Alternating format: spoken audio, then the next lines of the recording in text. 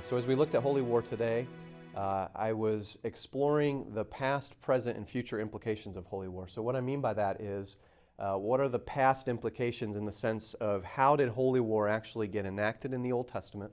What were some of its key features? Why was it conducted in the way that it was?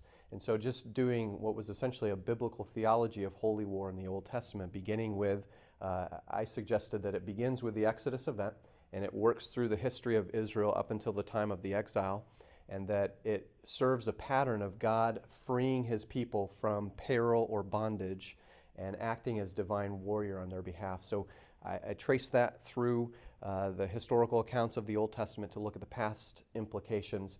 And the chief traits of my argument were that we have to tie holy war to the nation of Israel and to the land that God had promised to the people of Israel.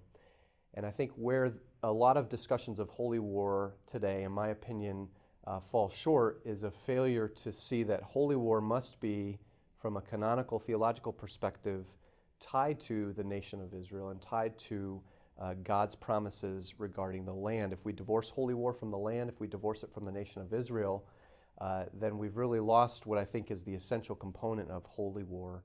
That is the Lord fighting on behalf of his people to save them, and particularly through the nation of Israel. So we looked at that, and then present implications. I wanted to explore whether or not charges of genocide in the Old Testament, particularly in the conquest of Canaan, were legitimate or not. And so we explored that.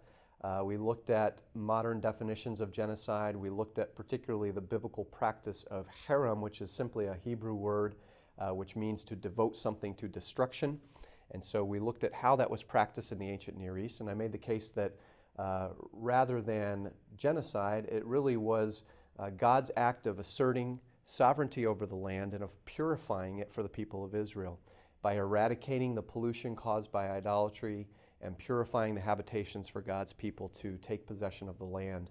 So again, this is intricately tied to land possession, land inheritance, and the nation of Israel as they come into Canaan. And you see that in how the word is traced through the Old Testament, and in particular it revolves in high occurrence around the book of Joshua, where it occurs 51 times.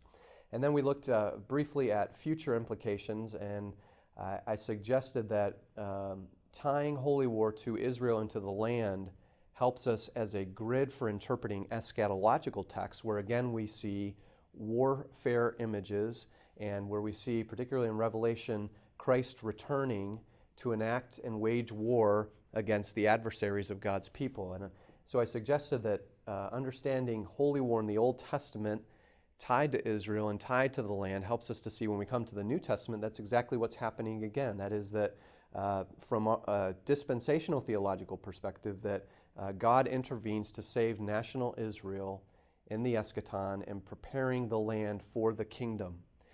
And so essentially I'm arguing that a dispensational interpreter who does a biblical theology of holy war, tying it to the nation of Israel and tying it to the land, really is poised, I think, best to correlate these difficult passages by seeing how holy war is really integral to the nation of Israel and to the land. And so I tried to draw those connections.